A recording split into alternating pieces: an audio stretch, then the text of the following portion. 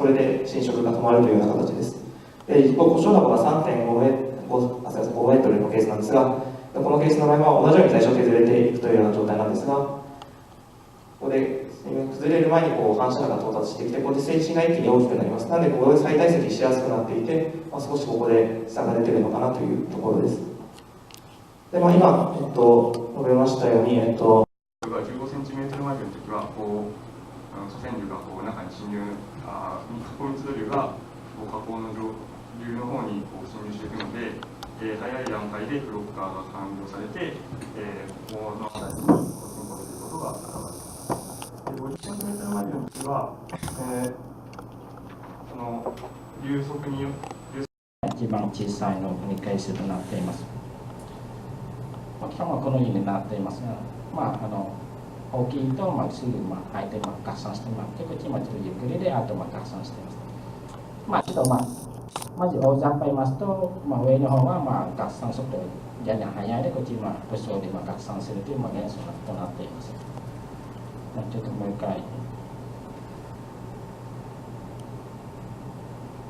こんな感じです。でちょっと元素のちょっと細かいで、ちょっと時の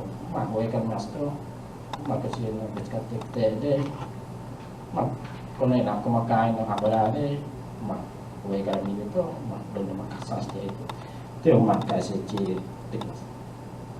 で、実際の実験と解析どのぐらいあるか、ケースに対して検討します。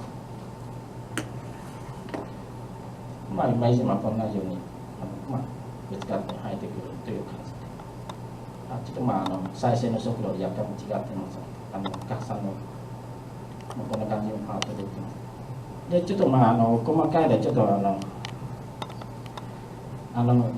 どうなってるか、実際の気温の論文と比較して、一応経路として再現できるという確認できます。ちょっと時間なかったので、ちょっとこの辺で終わらせたいと思います。まとめこになっている。冷房電波に近いケースなんで、越流状態で流れ下るケースが多いんですが、この辺で、流れ下った後です。渦を巻くように線屈が進んでいる様子がちょっと暗いですが分かるかと思います。また越波卓越モードって先ほど言いましたけど、越波する場合ももちろん裏乗り尻上を落ちる水害については線屈に寄与して、こっちまで飛んだものはそんなに線屈に寄与しないということが見ていただけるかと思います。一方で津波の方でございます。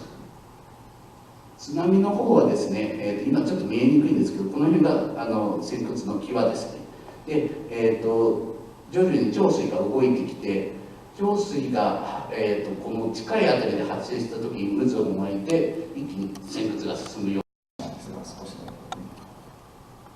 で、本当は真上から撮った映像があるんですが、今手元にこれ斜めのしかなくて、こんな感じで、蛍光塗料とブラックライトを使って、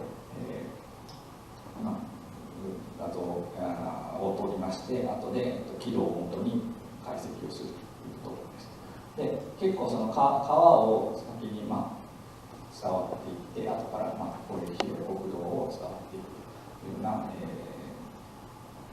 浸水地理結果になってまして、でこの辺に、さっき言った端っこにある中学校があるんですけども、そこまでケースによっては到達するということです。こういう映像を撮ったと。で、考察なんですけれども、そういう上がこういう実験結果から撮って後で解析したものです。という流れになります。というか、これが下流端からの反射波になります。今、この下流側の部分なんですが、これ一応越流しているだけで、この水路の下流端も開放している状態になります。なんですが、ここの部分でちょっと高くなっているので、反射波が返ってくるといったような状態です。で、実験条件なんですが、一応まとめると、最初に、先端が流入してきたときには、ここでちょっと